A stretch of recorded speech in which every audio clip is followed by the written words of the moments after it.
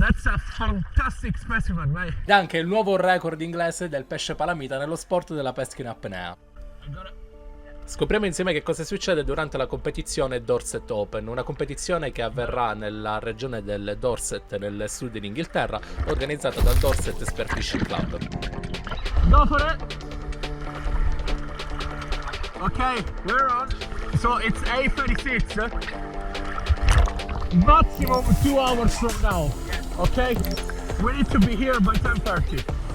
I targets di questa giornata, nelle location di Portland Bill e Cecil Cove, saranno spigole, cefali, merlani e tanute. I marvizi non saranno validi, ma deciderò comunque di prendere un paio di esemplari per portarli a casa e mangiarli in famiglia.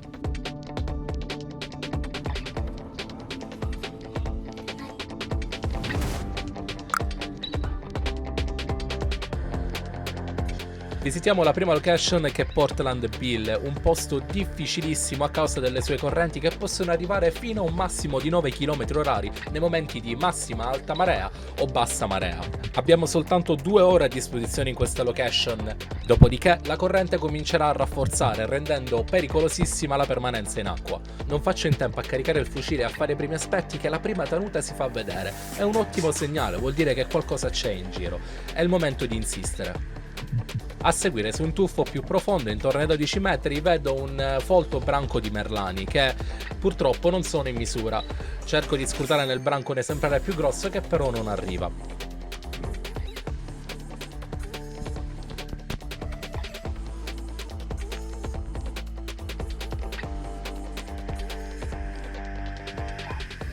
Nel successivo tuffo, in una zona limitrofa a quella precedente, invece un merlano più grosso si avvicina.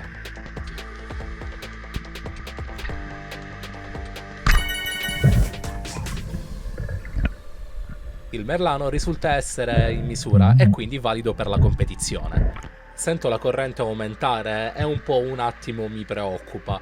Nonostante questo, ero stato avvertito da un amico su quanti marvizi avrei visto in questa location e di che generose dimensioni. Anche se è una perdita di tempo per la competizione, decido di portare un esemplare a casa.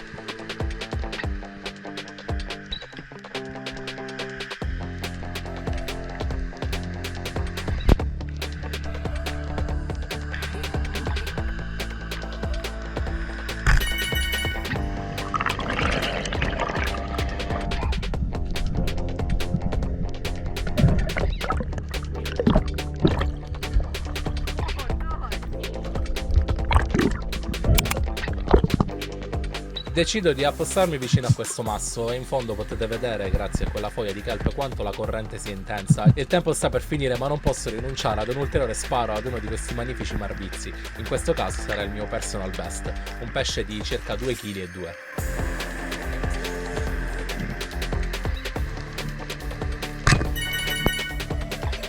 Lo sparo poco preciso consente al pesce di insagolarsi e di intanarsi, e sarà necessario un altro tuffo per tirarlo fuori dalla tana.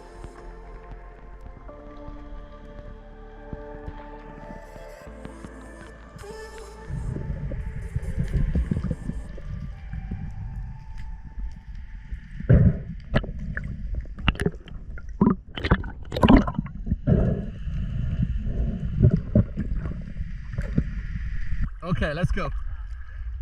I'll pull back everything on my floater and we'll start swimming. Alex! Look how many people is getting in the water! What the fuck?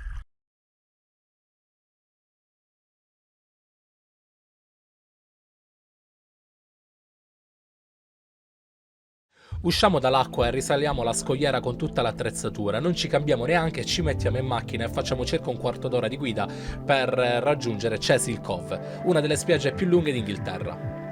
Anziché dirigermi verso la zona più rocciosa, decido di uscire fuori dalla spiaggia alla ricerca di zone sabbiose e miste a rocce, che reputo essere ground interessanti per le spigole e per i cefali, che saranno i target di questa location. Le condizioni qui sono molto più tranquille, il posto è ridossato e la corrente è meno intensa, dandomi la possibilità di concentrarmi più sulle azioni di pesca. Nonostante il maggiore focus, alla fine di questo tuffo mi stacco e vedo quasi lui della visibilità un paio di pesci interessanti. Riallineo, sparo, purtroppo però il tiro risulta essere alto.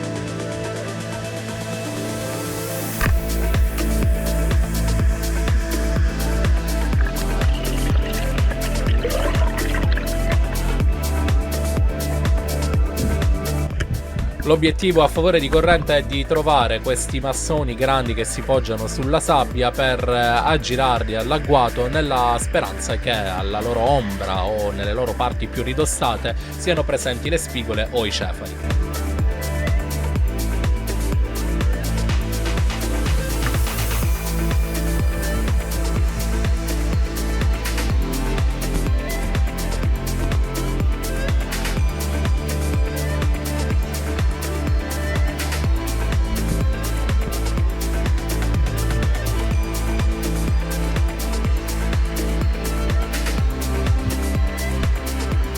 Decido di non sparare subito poiché i branchi sono grandi e i pesci stanno quasi al limite della visibilità. Decido di attendere per aspettare qualcosa di più grosso.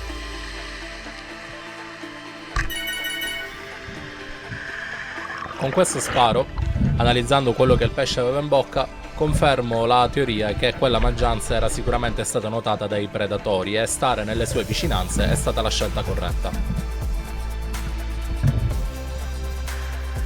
Durante la giornata ho pescato prettamente con l'82 monoelastico e dopo aver sbagliato un paio di spigole al limite della gittata decido di impugnare il 92 con il doppio elastico e mai scelta fu più azzeccata.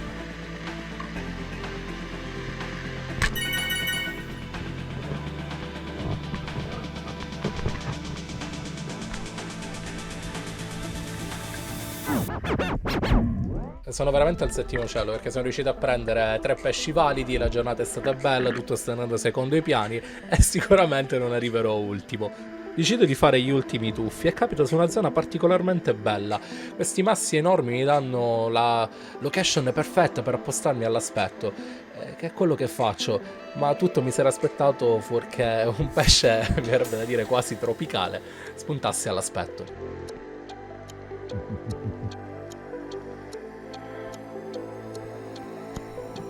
L'emozione è fortissima poiché il pesce tende ad andare verso sopra facendo verticalizzare l'asta. In questi contesti spesso l'aletta si chiude e sfila facilmente dal pesce. Decido di metterlo subito in trazione e di recuperare quanto più velocemente possibile.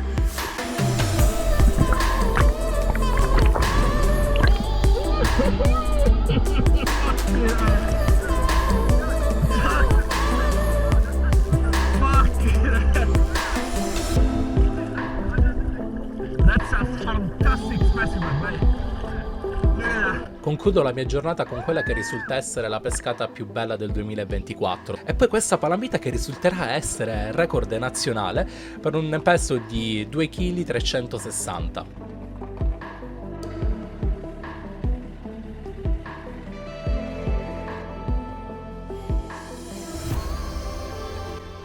Durante la giornata non faccio altro che pensare a quanto intenso sia quello che ho vissuto e di come la pesca subacquea sia il perfetto esempio di cosa voglia dire uscire dalla propria zona di comfort. Alzarsi la mattina presto, tuffarsi in acque sconosciute, tante ore di strada, tanta fatica, tanto impegno per un qualcosa che non è detto che accada. E onestamente non importa neanche se accade o meno, perché l'importante è avercela messa tutta.